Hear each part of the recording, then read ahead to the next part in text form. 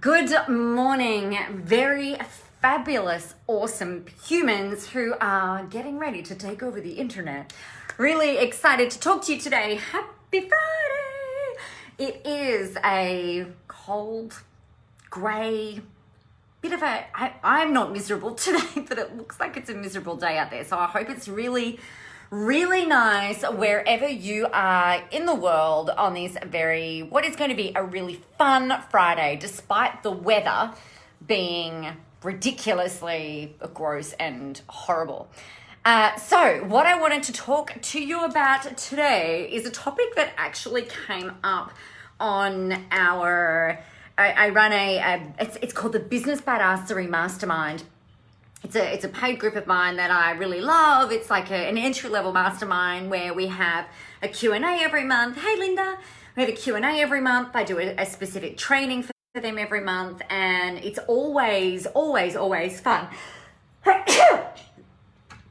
Excuse me. That was a bit awkward. So, check this out. I got to show you something. So, my husband is painting. And, hey, Kate. And I sneezed and he's like, oh, what? That was really funny. Thank you, Linda.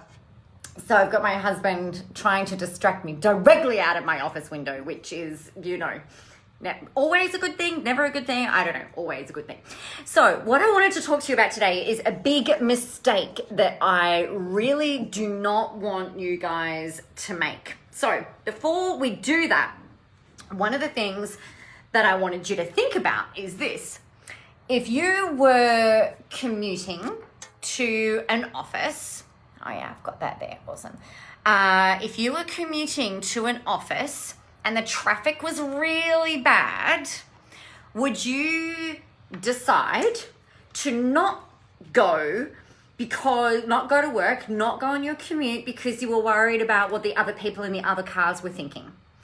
Would you decide, and let me know what you think. Now, what I think about with this is if I immediately think to the highway between the Gold Coast and Brisbane. And I don't know why, but let's just roll. It's because of my heart is wishing for the beach. My soul is wishing for the beach. But I imagine the Gold Coast Highway as I was talking to these clients of mine this morning, and I was thinking about the amount of traffic that was on there. I wasn't thinking about Melbourne or Sydney traffic, which is notoriously shitful. But I was imagining if I was at home and I'm like, right, I'm going to go and get in my car and I'm going to start my drive up to, say, Gold Coast to Brisbane. We'll say that we're heading north. I would not get in my car and go, oh, there's a whole ton of other people jumping out on the highway to commute to work today. I will just stay home so as not to add to the congestion. Would any of you make that decision? Now, think about it, that the consequence of making this decision would be that you imagine that you're having to commute to go to work to actually get paid. The consequence of this would be that you don't get paid, that you would probably lose your job, that your car ends up sitting in the garage, right? You're not going to make I don't think, I mean, you maybe you would, I don't know, but I don't think that you would sit there and go, look, I'm more committed to everybody else getting paid than me getting paid, so I'm just going to stay home and keep the car in the garage and not go to work. None of you would make that choice and make that decision if you've got people relying on you, being your family, if you have to make money, if you have to make an income. So we know that the roads to work can become congested. Okay, it's just a fact. But you also know that you're going to get from A to B and you will get there. Far too many people think about social media in this same way. They make the decision to not post up on social media because they're worried that they're going to be a whole bunch of people already on there, that they're not going to stand out, that maybe people might be pissed off because you posted a couple of times a day already, right? So what you're effectively doing is deciding that you don't want to get paid, that you don't want to do this work, that you don't want your people to see you because you're worried about how all of the other traffic is going to react, right? That is not going to help you. So the thing that you need to remember is this, is that social media, the way that I want you and would very strongly encourage you to retrain and reframe the way that you think about it, is less about, oh my God, I've got all of these, there's all of this stuff going on. I'm just going to add to the noise. I'm just going to add to the chaos. I'm just going to add to the traffic. I'm just going to do this. The people on the receiving end of your posts can make these choices and decisions for themselves. They can go, oh, look, no, I don't want to see what Linda puts up anymore, or I don't want to see what Joe puts up anymore. I don't want to see what Kim and Jeremy are putting up anymore. They have got, I'm looking for a remote. It's a little bit like if I'm watching this television, right, and something comes on that I don't want to watch, I'll just go click and I'll change the channel, or I'll put it on mute. Or if I've started to watch something, it's just started pouring with rain. My husband's painting is just going like, like if there's something that I decide that I don't want to watch, I have got the control. I just click and change the channel. I put you on mute, or I'll unsubscribe, or I'll do whatever I want to do. I don't want to ever make the decision for you and take your power away by saying, you know what, I'm a bit worried that Linda's going to be worried that I'm posting all the time. So you know what, I'm just not going to post anymore.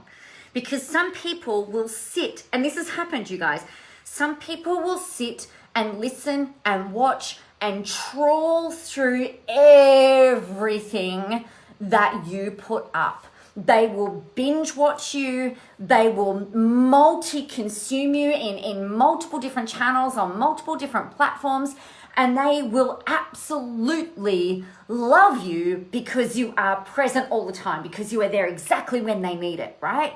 Whereas we don't want to make it hard for people if they're flicking a channel.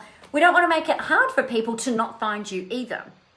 So the biggest mistake that you can make on social media is trying to think in the brains and the minds of the people who you assume or presume are going to be seeing your stuff, who are going to be consuming your stuff. So that's the first thing. It's a little bit like if you were talking to someone and you make a judgment call that they can't afford what you're doing, and so you just don't make an offer to them. But you don't know if they've got a pile of cash hidden under the mattress. You don't know if they've paid their house off and have got access to bucket loads of money. You don't know if they're if they're living rent free in a property. You have zero idea unless they specifically tell you. You have no idea what resources they have, what's going on in their world. I've spoken to so many business owners who will say to me, oh, look, you know what, I really love to do this, but look, you know, I'm just not sure that I can afford to do it. And then upon further probing and very gracious questioning and you know, conversation and stuff like that, most often they will share, look, I've actually got access to funds. I just want to make sure I'm investing in a really smart way, right? So I know I've been in that position where I might not have had a whole lot of money sitting in my bank account, but I was always in that position where I'm like, you know what, if there's something I really want badly enough, I will find a way to do it. So we don't ever want to think in the pockets or the wallets or the purses or the Chanels of our potential clients. You might be speaking to somebody who's got $1 gazillion in their account, but they don't want to give it to you because it's not a right fit, right? But you're not going to not offer them, if it's appropriate, how they can buy from you. It's exactly the same on social media. Don't assume anything. I want you to pretend. Here's what I want you to assume. I want you to assume the position, right? I'm going to type this in. Assume the position that you are the king or the queen of the freaking internet. Okay? So when you assume the position, you're going to be a little bit like this. Golly, hang on. Just let me get you get a close up of my tattoo and up my nose. Aren't you lucky? I've got this new stand thing that I'm trying. Don't look too closely at my lashes, please. We're in lockdown. I can't get them filled. So here we're going to go. We're going to stand up. We're going to assume the position, and you are going to go out onto the internet from a place of being really grounded, of being really strong, and you're going to say, this is what I have for you today. This is what I have to share with you today. This is the thing that you really need to hear today. This is the thing that you need to step into today. These are the things that you need to let go of today. And when you're coming up in social media, in someone's feed, and you are taking that stance where you are like, this is who I am, this is what I'm here to say, and you are talking about it from a place of grounded authority, people are more likely to listen to you. Now, they can still chop and change the channel as they see fit. But if you're sitting there going like, I'm not real sure if I should share this, what if this post pisses some people off? What if the frequency pisses people off? What if this annoys people? What if? You do not ever want to take away somebody else's beautiful divine right of choice of what they view, what they read, and what they consume from you. So all you need to do is stand up, show up, and do the things and say the things that you feel like you really need to say and share. And everybody else, all of your audience, everyone can make the decision as to whether they're going to stay or whether they're going to go. So think about it like the Gold Coast to Brisbane traffic highway. You are not going to go, look, I don't really feel like getting paid today, so I'm just not going to show up and add to the traffic. You would absolutely go to work and you would do the thing that you need to do to get paid. So treat social media in the same way. So that is my little sermon for you on this fine, cold Friday. I'm going to put my jumper on in a second. We have got our Into the Spotlight launch party happening tonight. I'm very excited. I'm a little bit nervous. It's going to be a whole heap of fun. We've got some surprises. I've got my publisher who we're going to have a bit of a chat with this evening. I'm going to be interviewed, which will be fun. I think that's going to be fun. I'm going to be interviewed. There are some lucky draw prizes, of course, because why not? There's some fun things that we've got in store. Life is a bit interesting at the moment. So I figured, well, why not treat this in the exact same way that I would if we were doing it in person? And if we were doing it in person, we'd have a dress code of after 5 wear, which could still be pants and heels or whatever. Definitely would be having champagne, and I would be talking a lot. So I figure, well, why not do the same thing even when we're doing it virtually? So that is happening tonight at 5 o'clock Victorian time. So 5:30 South Australian time, and I think it was that 3 p.m. I think Perth. So I would very much love you to come along. There is a link in the comments that you can register. It's totally free. You don't need to pay. I've got some very big thank yous as well to share this evening. I promise it won't be a Logie speech, but we've got that happening as well. Yes, so get registered. It will be streamed into here, but if you want to go in for the lucky draw, you have to register. So totally free. The link is in the comments. I would really love to see you tonight. It's so funny. I sent a message to Jo Muirhead, my bestie, who's coming on with us tonight. And I've gone, oh my gosh, I'm really nervous. I hope it's going to be fun. I hope I don't look like a complete wanker. So please come, and whether I do or don't look like a wanker, we can celebrate together stepping into the spotlight.